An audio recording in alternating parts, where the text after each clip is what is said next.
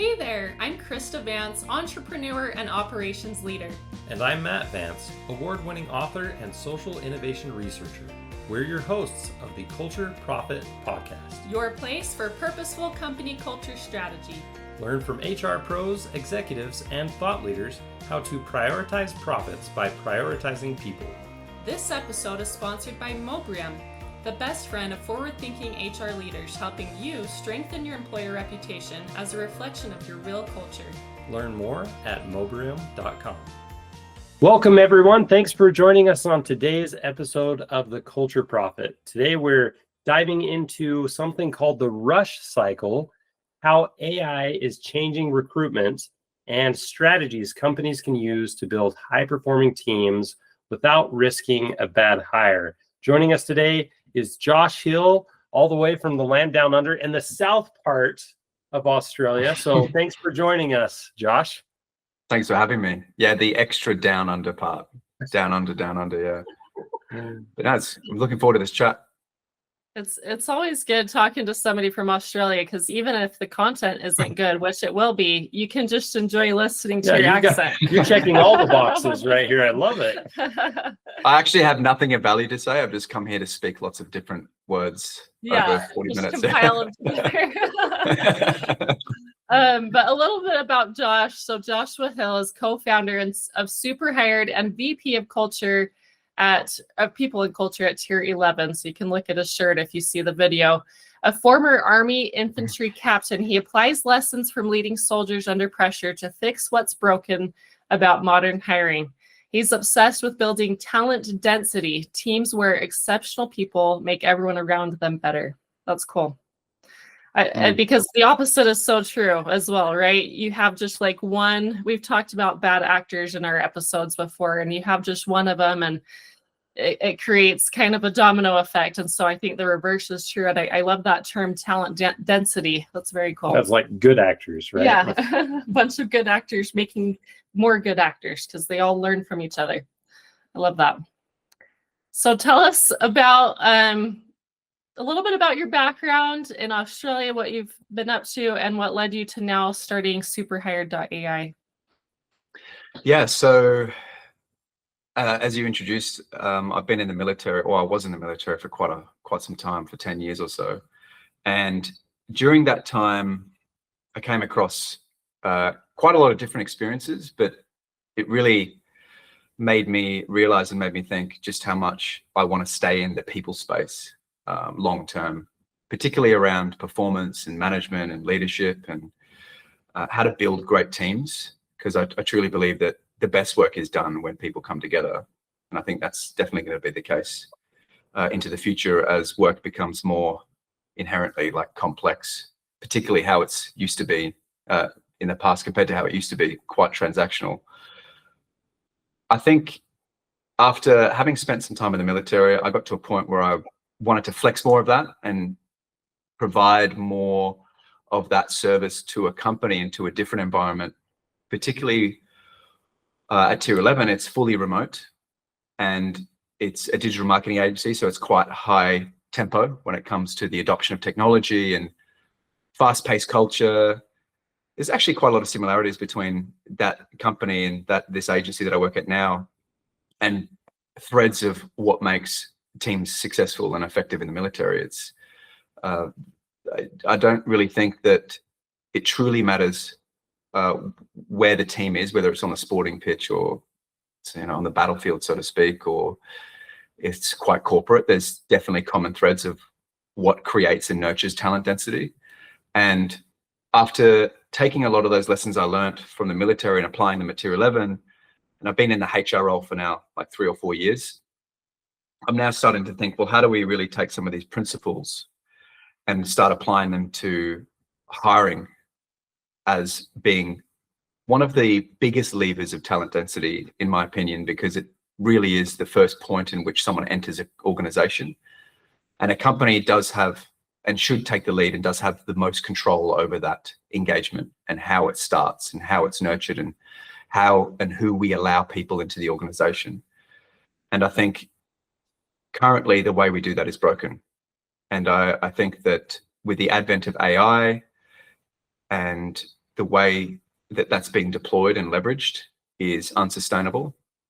And it's actually detracting from talent density and matchmaking, which is what I believe is the central thesis of what hiring should be. It's about really truly understanding the company or the team that you're operating in, and then being able to effectively place a human in that organization, and doing so in a way that is also very cognizant of what that human wants as well in their work.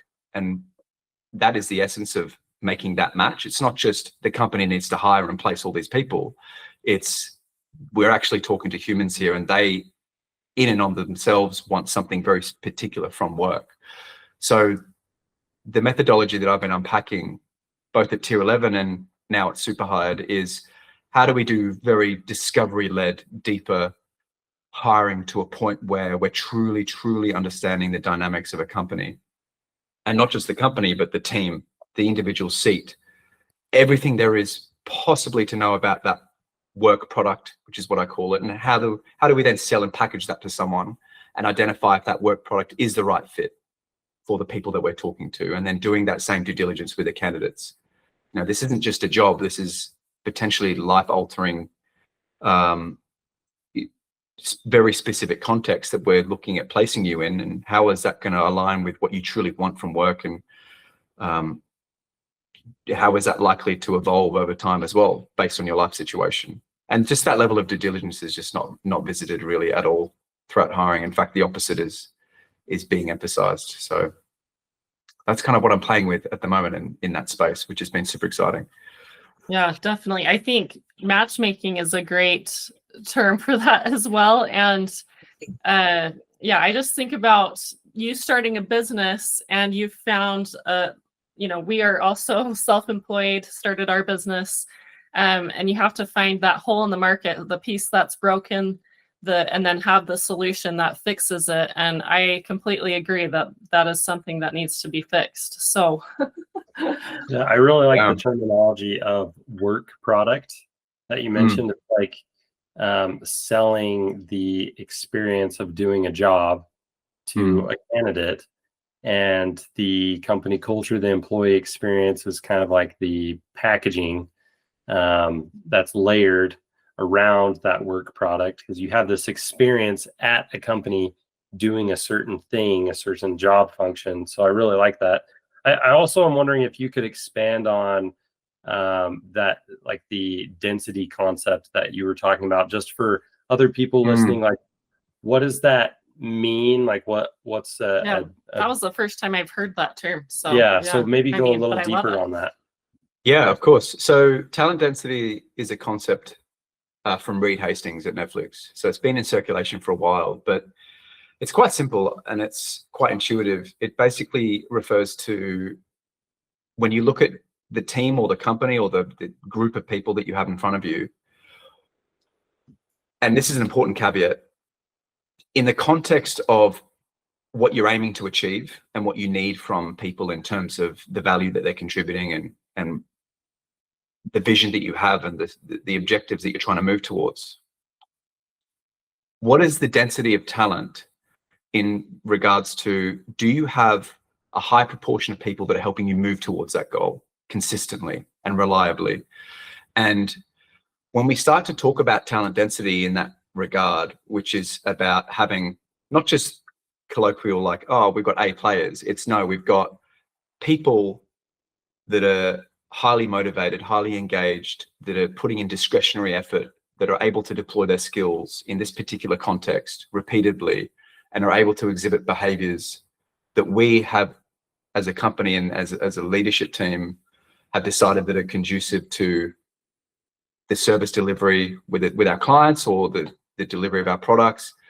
And it's rooted in measurement. Like, you can't measure talent density if you don't know what talent density is.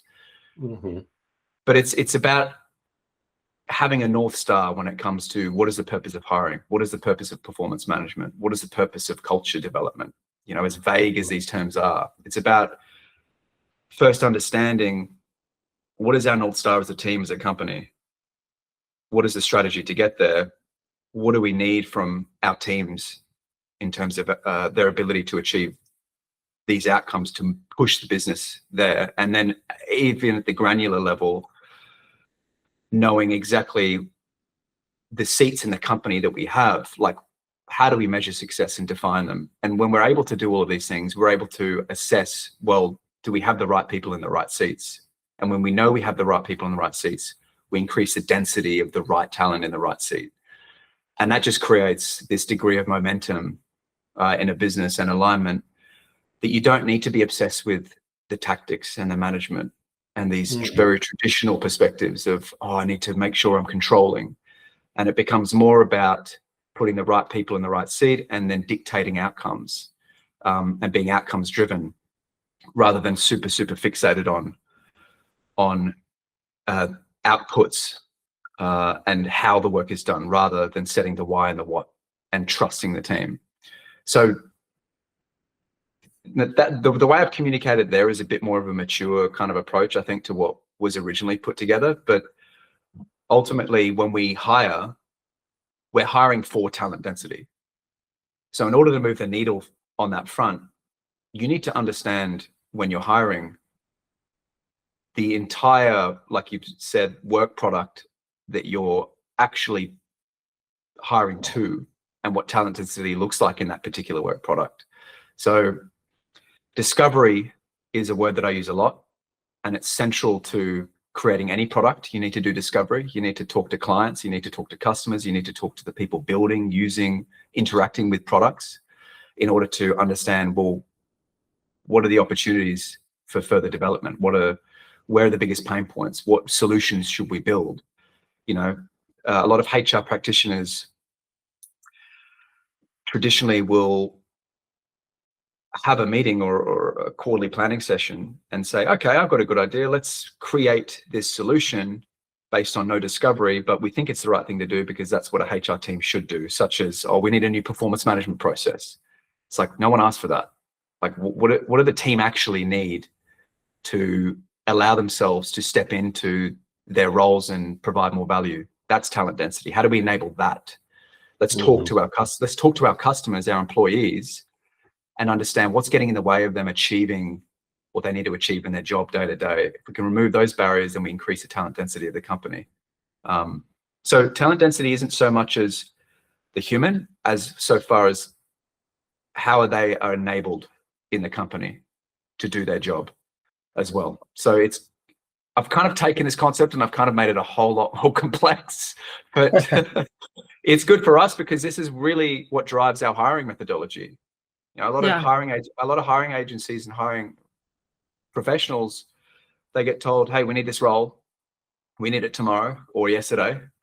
And here's a job description. Just get us something like that. And a lot of hiring professionals are like, oh, okay, well, I've got some people that I found 2 years ago, or I've got some people I can easily scrape from here or there, or let's just throw them over the fence and let's get them in quickly. Like that process is completely agnostic of discovery and understanding truly what is the work product that we have and what do we need to succeed, and then infusing that in the hiring process so that we're truly getting the right people in. Yeah. So So what you're talking about, when you and I, we talked before this call and you mentioned the rush cycle, which is the opposite, or it is what you're saying, where they just throw them over the fence, but it's the opposite of what your processes are. When you said you're overcomplicating it, I really think you're just slowing it down, making sure that the processes are in place so that that rush cycle is not causing the turnover and the non-culture fit, the bad actors, all those consequences. Yeah, that's exactly right. Tell us more about it from your perspective, not from mine. Right. Yeah. So the slowing down component is the most important part, because slowing down, I mean, you've heard the term, high, slow, and a lot of people profess that but don't live it. But it's not just hire slow for being slow. Like, we want to hire quickly, but we want to hire slow in the sense that we're doing this due diligence. So if you can do the due diligence and hire fast, that is the ultimate goal, because speed and momentum in anything if you're efficient and you're achieving the outcomes, is effective in business. Like, you want to be quick because that gives you a competitive advantage. However, being quick at the expense of all of this discovery with hiring creates these ramifications throughout the business that cost a lot financially. There's so much research out there, and you could even ask any business owner that they know they can feel the tangible financial pain when you're in this hiring cycle of getting the wrong fit into the company. Not only that, it's the intangible things that are harder to measure. The ripples that are created when you bring in the wrong person, the erosion of confidence in the team's and the leadership's ability to hire the right people.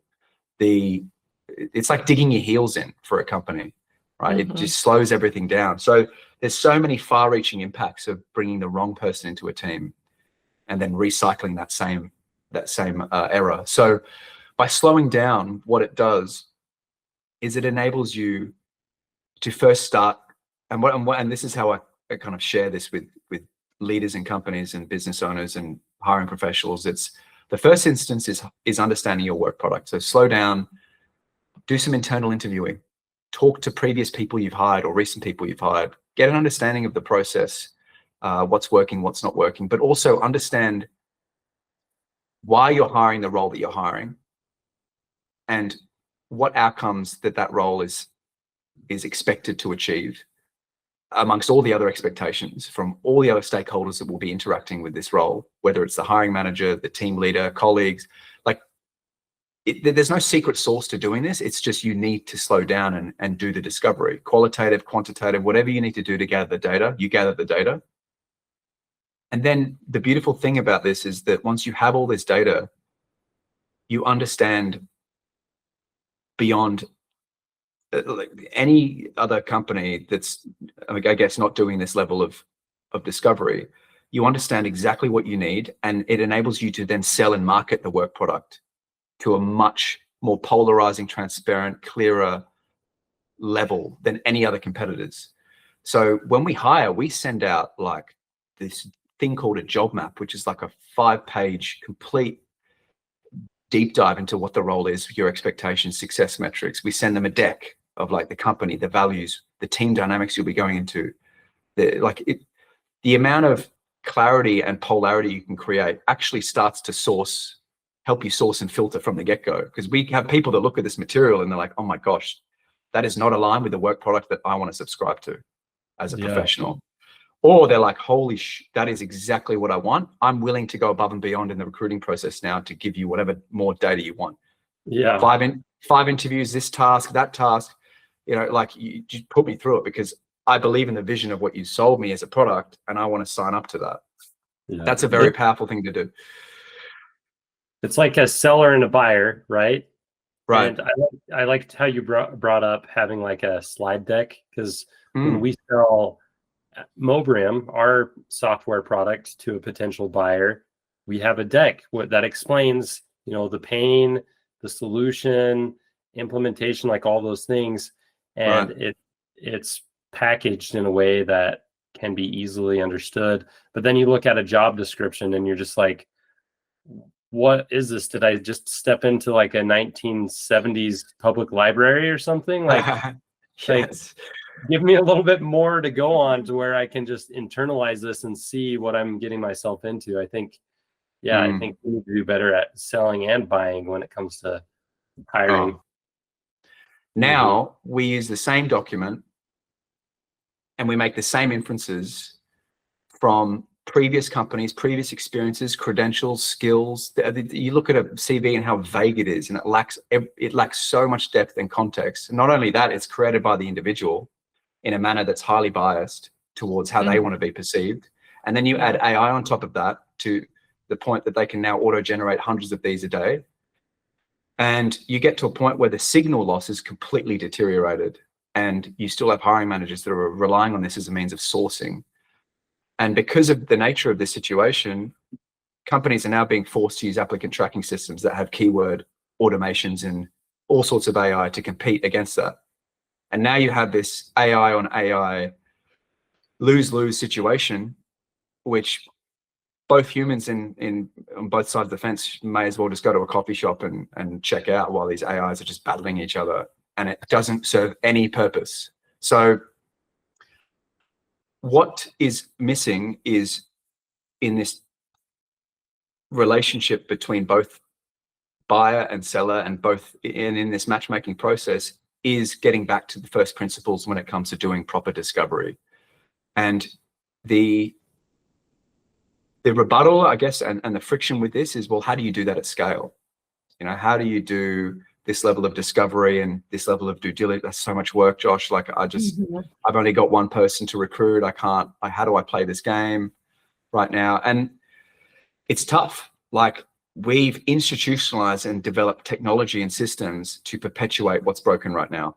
You're saying when AI is used on both ends, we're suddenly trying to matchmake robots. And when you're looking at culture fit, it's so important to have the human connection. It's hard to, like you said, if a robot is saying I'm amazing, blah, blah, blah, blah, about the person, the bias, right? It's impossible for a non-human to interpret that of how they actually are. They would just interpret what the robot says, right? So, and it's completely biased. And so I'd love for us to just get into a little bit more on SuperHired.ai and how the use of artificial intelligence is affecting the hiring process and how it can be used in a better way. Yeah, what's the better way to do this? So principally, I believe, and this is the common thread throughout SuperHired and the way I approach hiring at the moment, and it may change in the future depending on how crazy AI gets, because the trajectory of AI is unknown. And I think when I speak to this, I'm speaking in the now and probably the next 5 years. AI needs to be an augmentation, not the primary driver of hiring. So there's a spectrum that exists right now with how AI is being leveraged.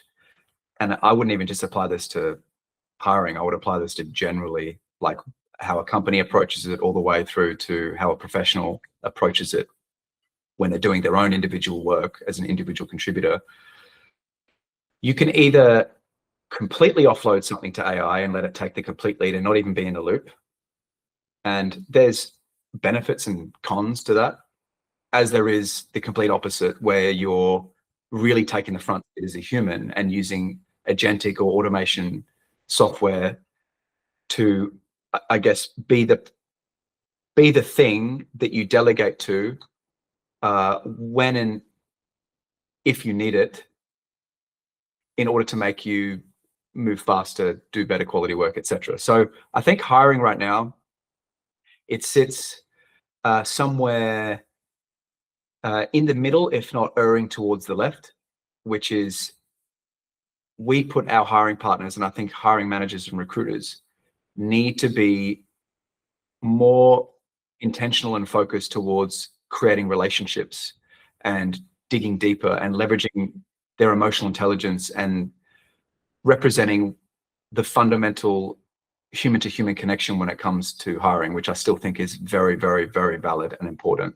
because we are inherently emotional things. We're not digital, like, at least yet, fully deterministic, agentic things. I don't think we will never be, right? Unless Elon Musk's Neuralink cooks us. But hopefully that doesn't happen. So hiring is a very emotional thing. It always will be, I believe, and it should be. And a lot of companies are leading in right now with being very AI heavy and AI led.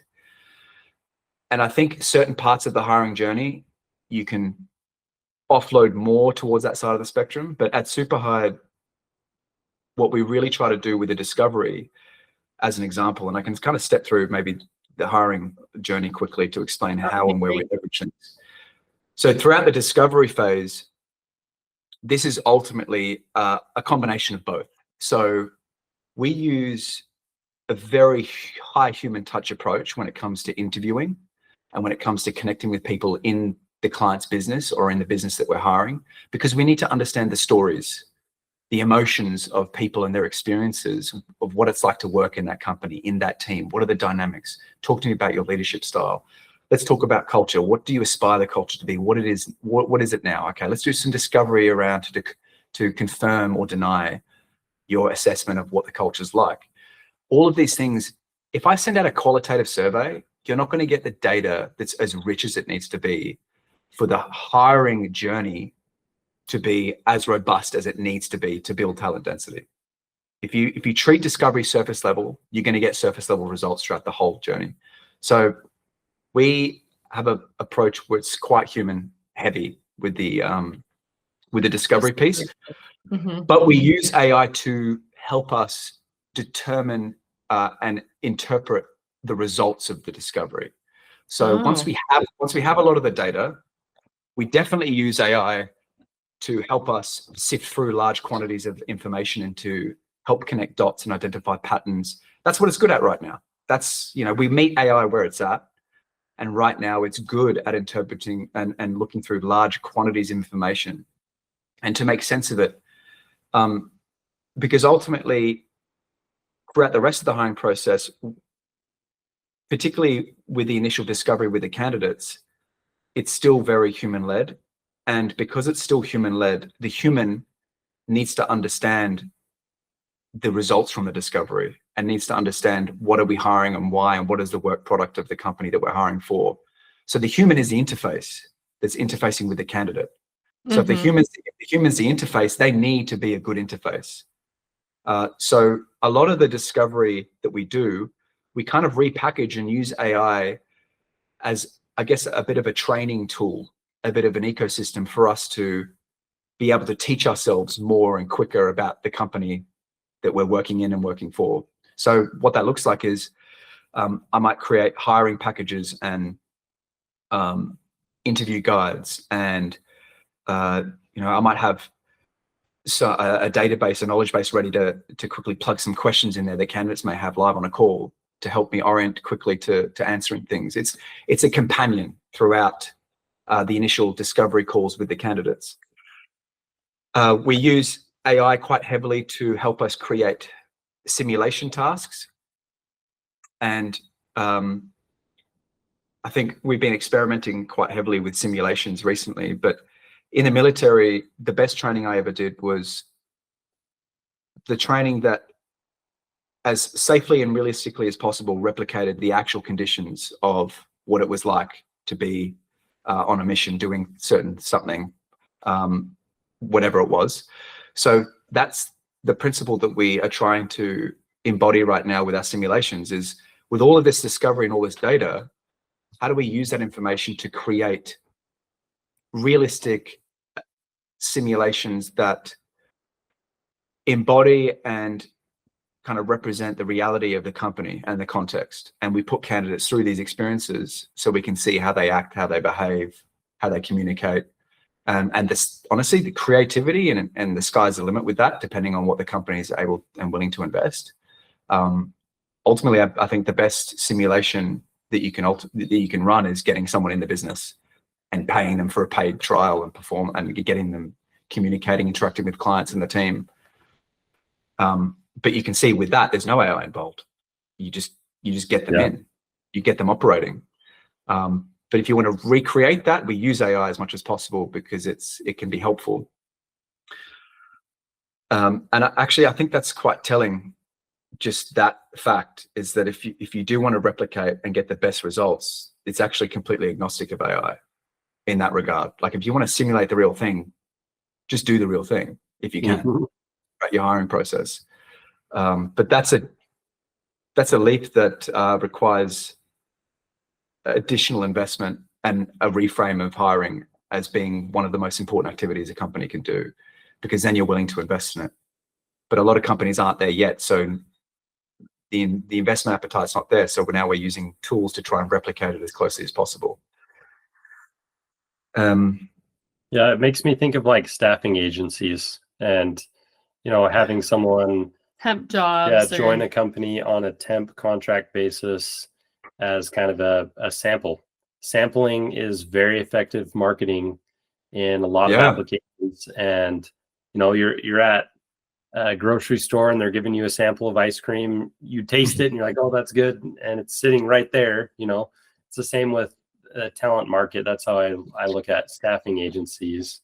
But it's honestly very intriguing, the approach that you're taking, and I think it's very valid. I know for other people listening today, we would definitely encourage everyone to check out SuperHired.ai to see more about this approach that Josh is leading. As we kind of wrap up here with the end of the episode, any kind of last final thoughts before closing? Well, I think ultimately one thing I didn't cover is this part of the discovery that is missing right now is identifying and tapping into what truly drives us at work. Like, why do we want to work, or why do we need to work? And it's such a dynamic thing that shifts so quickly depending on our own personal situations. And the way I like to frame it is, why do I hire my job, and what do I hire my job to do for me? And it's a bit of a reframe, and it's based in Clay Christensen's Job to Be Done theory, that we all hire things to do jobs for us, right? Like, I hire a hammer not to hit holes in a wall, but I hire a hammer so that it can hang pictures of my family. Right. It's the same thing. Like, I hire my work to give me a sense of connection and accomplishment and belonging. Or maybe I hire it simply because I want prestige and status, and I want to be part of an industry, and I want to have a very high tempo workforce. Or maybe I just really need to provide for my family, and I hire my work to give me safety and security and compensation and benefits. So we all want different things, and it shifts. And a company is also shifting in its work product and what it needs. So it's a very dynamic thing, this matchmaking process. And I think for people listening, it's a very powerful thing to know what you want from work, just doing that discovery and understanding that for yourself. And I think a lot of the time we go through work, we go through life, and we're not quite sure why we're in this job or what we're getting out of it. So I think it's important to make time to conduct that self-reflection and that introspection of, what am I getting from work, or what am I not getting? And how do I move towards getting more of what I truly want from this relationship with my workplace? And when you can find a workplace where you're getting more of that, because I don't truly think you can get all of it, that's unrealistic. But when you can get the majority of what you're truly looking for, you'll suddenly find that work isn't so scary on Sunday, and you actually start to put in more discretionary effort. You start to feel more fulfilled. Your performance goes up. The value you create increases, and good things come of that. So with all that said, I've actually created an exercise where people can do this. And it's like this card sorting exercise where it facilitates the self-discovery across these different dimensions. And then it gives you the results that you can take and put into an AI LLM, and it can kind of act as your coach, and you can kind of start having these conversations with ChatGPT and we've been getting some very interesting results. So I can send you the link to that. Okay. Is this something you pay for, or is it free? Oh, it's free. I just built it. Okay. I vibe coded it in Lovable, actually. Oh, wow. Awesome. Well, we will definitely add that link to our podcast. Definitely check that out, everyone. Our highlight article. That's super cool. And very forward thinking of you, Josh. It seems like you like to read books. Are you a reader? You seem well researched. I am. I love research. I'm a bit of a nerd, but I haven't recently because I've been building a lot of stuff. So I want to get back to it. You're only able to build because of all the research you've done, right? So, yep. But thank you so much for your time today, Josh. I think we have some really good things to fix this problem with discovery and using AI in the hindsight after, because if we're using AI to create, we're just creating what's already exists. But if we are using AI to interpret data, I think that's absolutely the way to go. So thank you. And such a good note to end on, with that self-discovery of what brings meaning and purpose to you. So thanks for your time today, and everyone check out our highlight article and stay tuned for the next episode. Yeah. Thank you, Josh. Thanks for having me, guys. Thanks for tuning in to the Culture Profit podcast. and for being a part of our journey to prove that putting people first is best for business. Today's episode was sponsored by Mobrium. Want to get more employee reviews and streamline your employer reputation? Visit mobrium.com. Now go find one way to prioritize your people and watch your profits grow.